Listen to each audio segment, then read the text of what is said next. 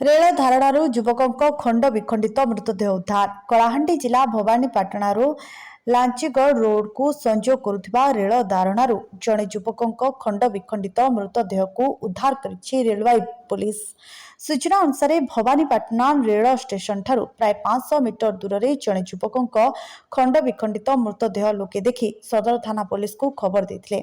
खबर पाई घटनास्थल में सदर थाना पुलिस पहुंची रेलवे पुलिस को जणाइबा परे रेलवे पुलिस घटनास्थल में पहुंची युवक जनक जूनागढ़ संबलपुर पैसेंजर ट्रेन तले कटि जाइथिबा बेले पुलिस प्राथमिक तदंतरु यह जानिबाको पाइबा परे घटनास्थल में युवकों अंटा तलकू मृतदेह गोटे स्थान में मिलिथिबा बेले शरीर उपर भाग वर्तमान सुधा पुलिस हाथ में लागि नहीं।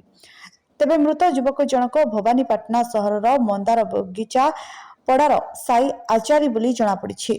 मृत युवक जनक निज घर कौनसी कारणरू निज घरे कौनसी कारणरू नहीं पाटितुंड करने सह झगड़ा करी गत राति घर बाहरी जाइथिले। तेबे पारिवारिक कलह जोगु युवक जनकर रेल धारणा आत्महत्या करिथिबा प्राथमिक तदंतरु रेलवे पुलिस जानिबाको पाइथिबा बेले मृत युवकों परिवार लोकों को खबर देथिला। खबर पाई परिवार लोके घटनास्थल में पहुंचवा पर परिवार लोकों को उपस्थित शरीर तल भाग को ठाब करने सह उपर भाग को खोजबारे लगी रेलवे पुलिस।